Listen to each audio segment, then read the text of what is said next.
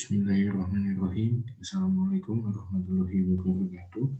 Selamat pagi, siang, sore, malam, dimanapun teman-teman kelas A sampai dengan kelas H berada. Semoga teman-teman dilindungi oleh Allah Subhanahu wa Ta'ala dan diberikan kesehatan jasmani dan rohani tanpa satu kekurangan apapun. Pada pertemuan ke-6 hari kapan nanti kalian kuliah evaluasi proyek, saya di sini Arif Rahman dan ada Bu Tiasdi nanti di kelas D dan E, kemudian Bu Fitri ada di kelas FGH. Saya akan mendiskusikan tentang manajemen integrasi proyek. Manajemen integrasi proyek ini masih ada hubungan, masih ada sambungan atau hubungan dengan manajemen teknis di pertemuan kelima atau di pertemuan sebelumnya. Baik, kita langsung aja. Definisi manajemen proyek itu sendiri merupakan atau manajemen integrasi ini sebagai tiang penyangga yang mempengaruhi dan dipengaruhi oleh seluruh knowledge area dalam manajemen proyek. Manajemen integrasi proyek ini melibatkan koordinasi seluruh knowledge area dalam project life cycle. Manajemen integrasi proyek ini merupakan salah satu kompetensi yang harus dimiliki oleh para setiap manajer proyek ya, baik itu proyek pendidikan, proyek pembangunan jembatan maupun proyek renovasi pasar, di setiap proyek bidang apapun. Keahlian yang dimiliki oleh manajemen proyek ini, manajer proyek jelas harus terbiasa terhadap segala apapun itu perubahan. Kemudian memahami organisasi di mana mereka bekerja, di mana mereka berada, di mana mereka bisa beradaptasi pada suatu lingkungan kerja. Kemudian mampu memimpin tim untuk mencapai tujuan proyek. Ini merupakan 10 kompetensi project manager ataupun manajer proyek ya. Kemampuan bekerja dengan orang ya, ini pada poin pertama jelas dia harus bisa memiliki kemampuan bekerja dengan setiap orang, dengan setiap atasan maupun atasan, kolega maupun dengan bawahannya. Jadi harus bisa mempunyai kemampuan bekerja dan cepat beradaptasi ya. Yang paling penting itu. Kemudian jelas memiliki kepemimpinan atau leadership. Kemudian mampu mampu memiliki sikap mendengar, bisa mendengar masukan, mendengar saran, lalu mendengar komentar untuk memperbaiki atau untuk menambah masukan-masukan agar aktivitas proyek ini bisa berjalan dengan lancar. Dan integritas konsisten dan bersikap etis. Kemudian jelas harus kuat dalam membangun trust, kepercayaan di setiap segala lini. Kemudian memiliki komunikasi verbal yang sangat baik, lalu kuat dalam membangun teamwork atau tim kerja, kemudian mampu menghindari atau meredakan manajemen konflik kepentingan baik dari vertikal maupun horizontal, dan resolusi konflik di dalam aktivitas proyek itu sendiri, lalu mampu berpikir kritis dan memecahkan setiap masalah agar hambatan dan kekurangan pada aktivitas proyek ini bisa diminimalisir. Kemudian memahami dan menyeimbangkan prioritas, ini juga merupakan suatu kompetensi project manager yang harus bisa diperoleh ya. Nah, tugas-tugas project manager ini jelas dia harus bisa membuat rencana penyelesaian pekerjaan dengan memilih Gantt chart, ya, PERT, dan CPM. Gantt chart, PERT, dan CPM ini merupakan subtema yang ada di pembahasan manajemen teknis pada pertemuan yang lalu. Gantt chart itu apa? Ya teman-teman, apakah ada yang masih ingat? Kemudian PERT itu apa? Kemudian CPM itu apa? Kalaupun ada yang masih ingat, nanti bisa tulis di kolom komentar open learning ya teman-teman. Kemudian menaksir atau menganalisis biaya yang diperlukan untuk menyelesaikan pekerjaan, kemudian menganalisis atau mengkaji kebutuhan tenaga kerja untuk menyelesaikan pekerjaan untuk aktivitas proyek itu sendiri. Ini merupakan kerangka kerja pada manajemen proyek, di mana di sini ada 9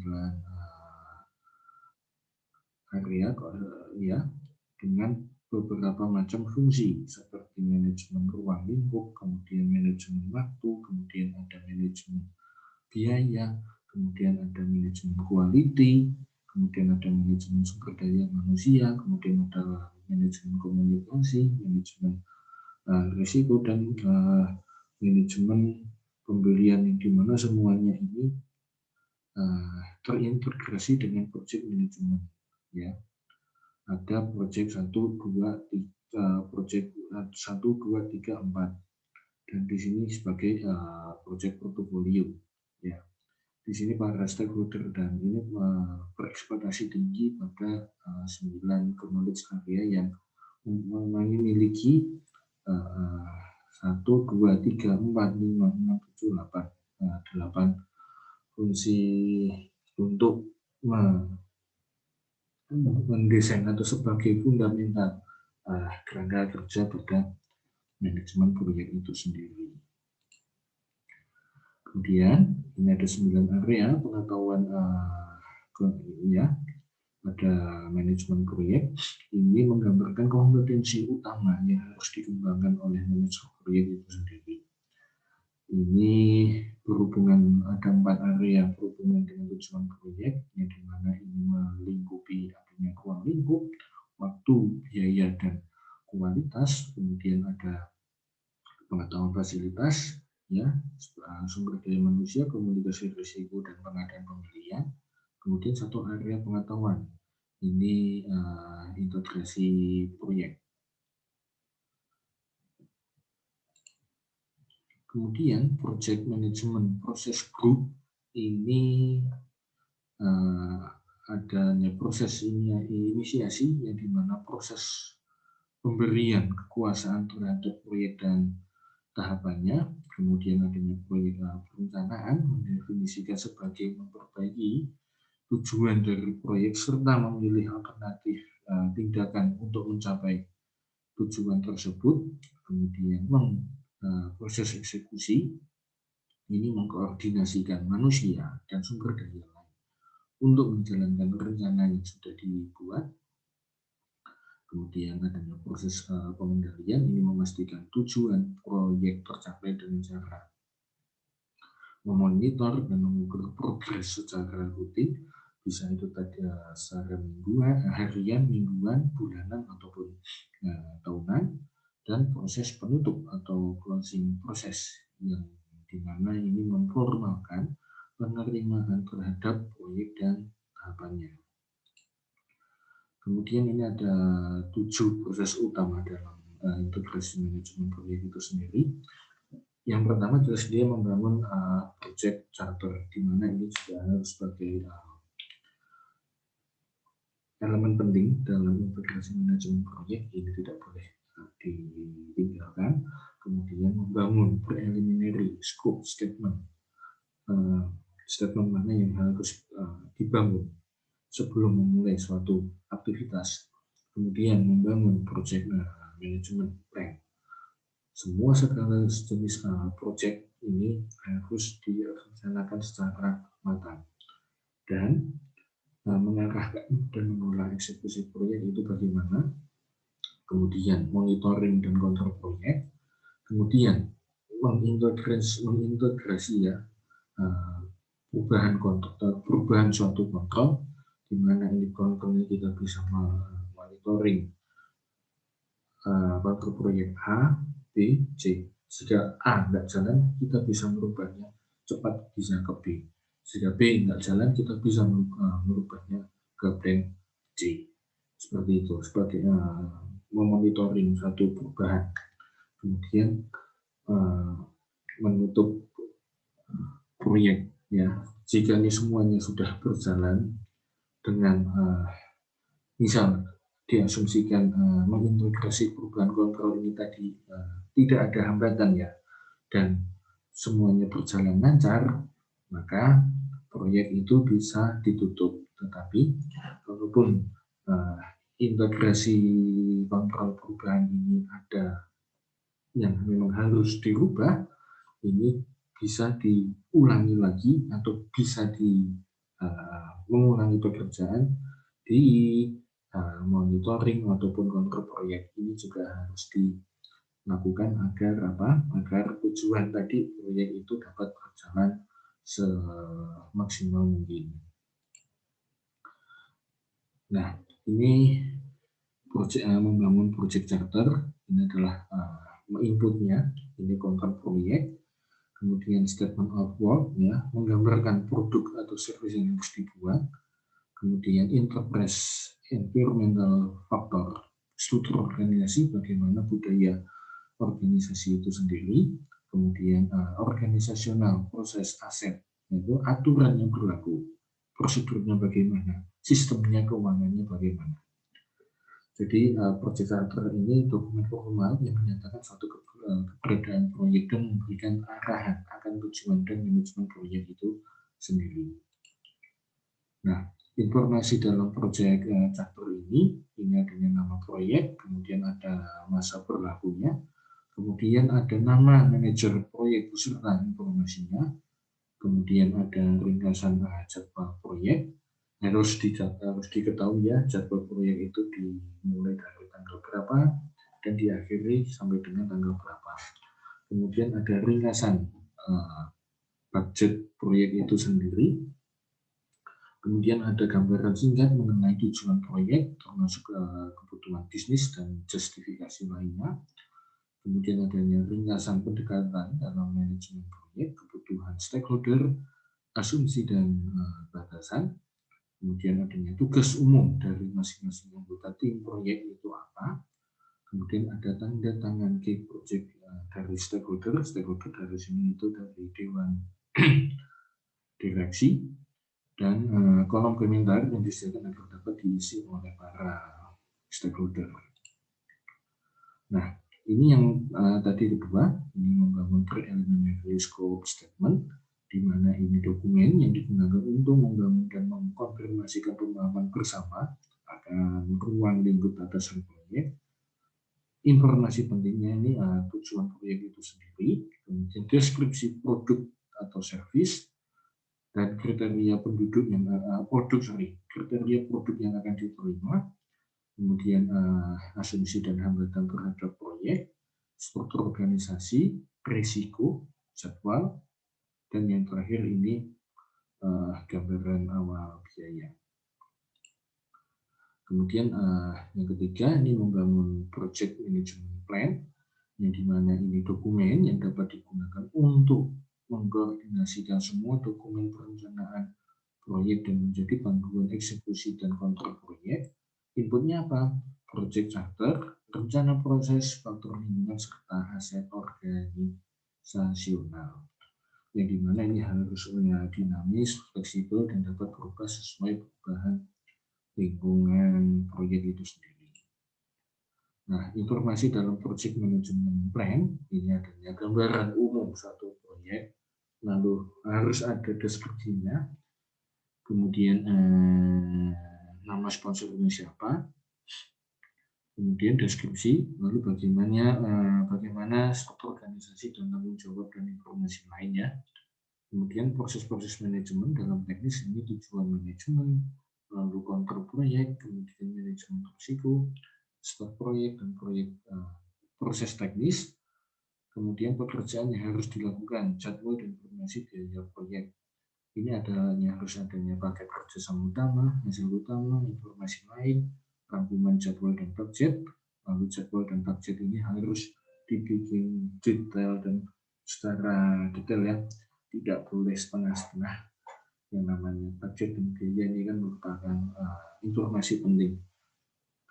Seberapa besar dan seberapa jauh progres biaya suatu proyek ini dapat membiayai aktivitas proyek itu sendiri.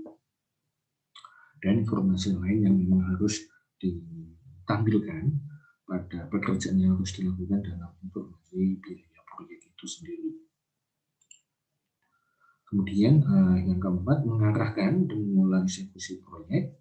Eksekusi proyek ini adalah tahap pelaksanaan pekerjaan yang telah digambarkan dalam suatu project plan ya, perencanaan. Kemudian mayoritas waktu dan uang digunakan dalam eksekusi proyek itu sendiri. Kemudian adanya area aplikasi proyek sangat mempengaruhi eksekusi proyek. Karena selama proyek inilah produk dari proyek ini dapat dihasilkan. Kemudian keterampilan penting dalam eksekusi proyek ini adanya kepemimpinan, komunikasi, politik ya. Politik ini lebih ke perizinan ke instansi pemerintah dan kemampuan menggunakan alat dan teknik seperti expert judgment. Jadi project manager harus memiliki pengetahuan yang cukup dalam metodologi bahasa pemrograman, pendekatan pelatihan yang digunakan dan sebagainya.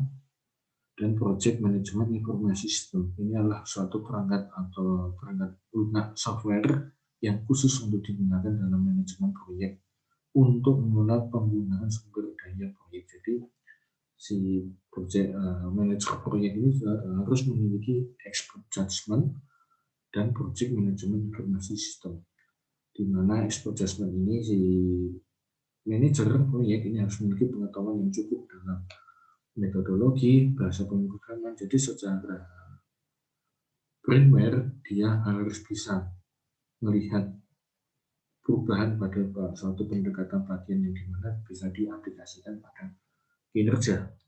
Dan project management ya, informasi sistem ini si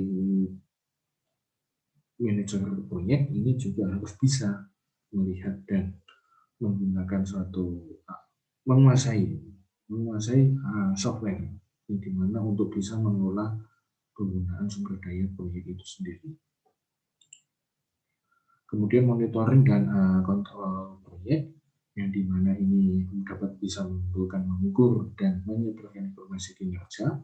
Kemudian tools dan teknik yang dapat digunakan antara metodologi manajemen proyek, sistem informasi manajemen proyek, expert judgment dan earn value management. Kemudian ada input bagaimana rencana manajemen proyek dan laporan perform dan hasil organisasi.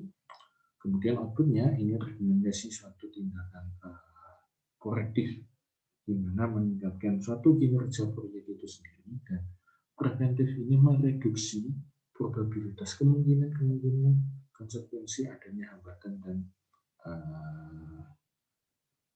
yang bersifatnya itu negatif. Kemudian integrate change control, integrasi perubahan kontrol. Ini termasuk di dalamnya mengidentifikasi atau mengevaluasi dan mengelola perubahan selama proyek life cycle. Tujuannya apa? Ini memperhitungkan faktor-faktor yang mengakibatkan perubahan dalam rangka menjamin bahwa perubahan ini menguntungkan. Kemudian menentukan apakah perubahan ini sudah terjadi atau belum, dan mengelola perubahan yang terjadi. Kemudian kalaupun dari semua tadi ini tidak ada masalah, menutup proyek yang terakhir. Hal yang harus dilakukan adalah mengakhiri semua aktivitas dan menyampaikan hasil kerja proyek, tuntas atau tidak, pada orang yang tepat.